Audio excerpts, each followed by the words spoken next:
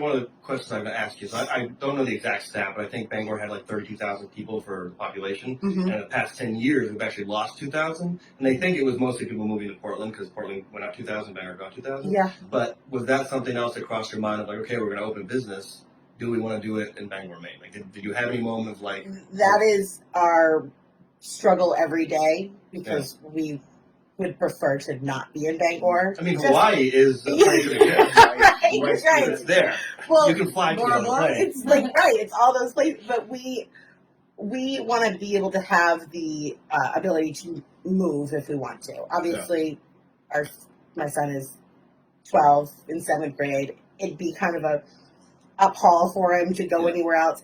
He doesn't seem to mind because he thinks that he can just pick a place and we're just going to end up there. Also, as much smack when people talk about Bangor, I really enjoy being in Bangor. My family's here, and obviously my friends that are in LA or New York, I don't get pictures from in LA that, oh, you're 30 degrees in Bangor. And you know, so there, but at the same time, I just think that there's something about Maine that there's a reason I'm still here. Yeah. You're still here. I mean, we enjoy Maine a lot. I think that we've struggled a little bit with, and I don't know if this can get political or not. Talk about whatever you want. But we've really been upset, or I have been, about downtown Bangor.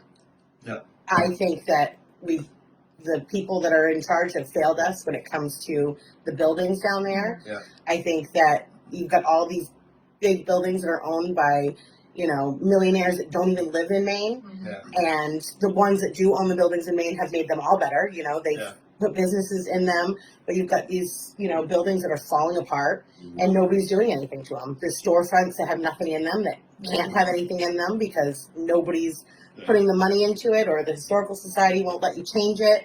And I was told it's better to ask for forgiveness than permission with them. So, but it kind of bums us out because we go down to Portland and there are 15 restaurants right now that are ready to turn the key and open the building, and then there's, you know, storefronts that are, you know, able to be rented. And here we've called a lot of places. Everybody that owns a building downtown or knows someone that owns a building, they're like, no, stay away from that one. No, don't go there. And it's frustrating.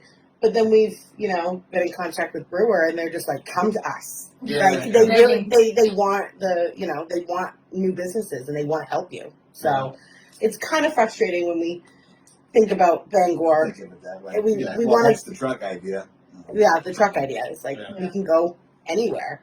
Yeah, I remember I worked in Massimo's, the old time restaurant. It's not there anymore now. Yeah. But, at one point when he first opened, I was one of the first employees there. And I remember, I think it was a snowstorm or something. It was kind of dark outside, and nobody was coming in. And I walked outside and looked, and I came back in. I was like, Massimo, you don't have a light on your sign. That's why nobody knows we're here open. He goes, oh, the Historical Society won't let us have a light on the sign. Just because, for whatever reason, that building, when it was built, I don't know if it was they were saying electricity didn't exist at that point or whatever, but he couldn't have a light bulb shining. It wasn't like he wanted a neon sign or something. Right. He had a very classic, nice sign. It was. I mean, I love Massimo. I think eventually my favorite. I'm so sad. We go to. He's still in Searsport, right? He has a little it's like a bakery. It's a train. Yeah, the lobster rail or something that he has, but then he has the bakery and stuff that we would stop and grab some stuff from. He ended up getting a house for a great price in La Jolla before it all exploded. Oh, okay. I think he spent a lot of time on the golf course in La Jolla. Do you blame him? Yeah, that's right. Yeah. Shout out to Massimo. Yeah. Well, it's funny because you're right, but the Historical Society won't let you have a light on your sign, but then you can have, you know, the Pakistani restaurant that hasn't been occupied in 3 years. Right. That it just sits there and could next to Bangor Sandwich Company that looks beautiful. Yeah. And you know the Grindhouse, and then you've got that, and it's just falling apart, and nobody's making them do anything with it.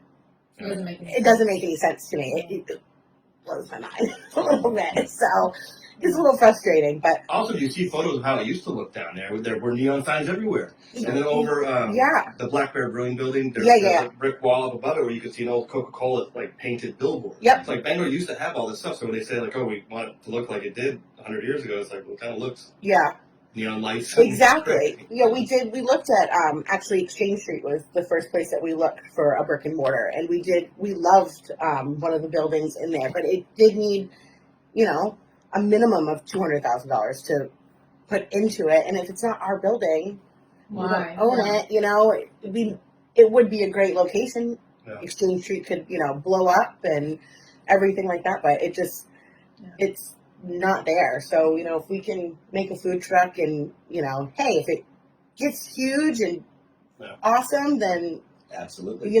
then we can find a brick and mortar somewhere. But like right now, this past summer, we did a lot of traveling, and it was awesome for us to expand what we wanted to cook and ideas and see more than just what is right around here. And we spent a weekend in Nantucket because his sister lives down there, and the food trucks and just the food in general were insane. Yeah. And it would, what did they say the population went during the summer? Oh boy. I want to say it's like 10,000 people live there in the winter, and there's like 100,000 in the summertime. in the summer. And just to think about, don't quote me on that, but I mean, it's an extreme swing. An extreme switch. So we're just like, we could spend a month this summer in Nantucket with a food truck. We could. Everybody wants food. Everybody has an event, and they're looking for. They're looking for you. Yeah. So.